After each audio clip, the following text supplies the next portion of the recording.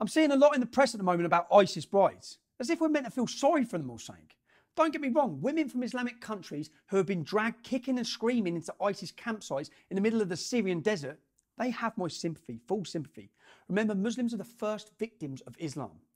But as if the media want us to believe that these ISIS brides from across the Middle East and even Europe have been lured into the Islamic State on the promises of free healthcare, rainbows or halal cupcakes, for God's sake.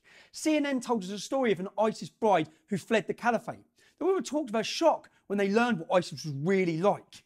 One woman was French. Her ISIS soldier husband had died and she dreamed of sunbathing in a bikini on a Mediterranean beach. No shit. Another one was a Syrian English teacher who insisted that she was travelling to Turkey when she fell in love with a militant from Morocco who forced her into the caliphate. I'm sorry, I don't buy this shit. Neither should you. Anyone who has access to news media, no matter how biased it may be, knows exactly what the Islamic State is. CNN and the BBC might dance around the topic of Islam and pretend it's a religion of peace, but they know exactly the horrors that ISIS stands for. That's why they get scared and they call it Daesh, or the so-called Islamic State. There's no excuse for anyone who has access to a television to join ISIS. And that's why I say I don't care about these ISIS bride slags. In July, Iraqi troops captured a German girl called Linda Wenzel. She was a schoolgirl from a town near Dresden, and in 2016, she flew from Frankfurt to Turkey. She made it all the way to Syria. She did this all by herself. She was connected with an ISIS group and was smuggled into Iraq, where she allegedly became a sniper. After Iraqi forces took back Mosul, she was tracked down and captured by security services. Wenzel's friend said she started learning Arabic and became fascinated by Islam, yes, Islam, at school.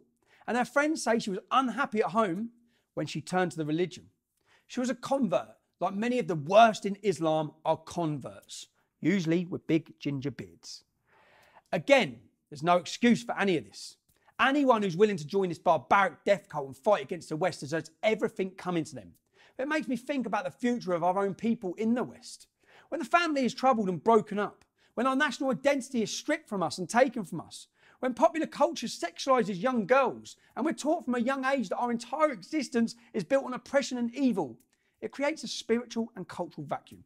It destroys our sense of belonging, and that vacuum's being filled by the discipline and structure, no matter how evil, that comes with Islam. This shouldn't be happening. Our people should be proud of themselves and proud of their people and proud of our history.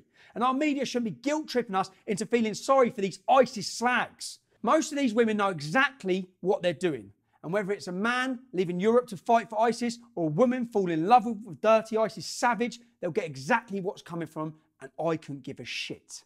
If you like that video and you want to see more, please subscribe to The Rebel.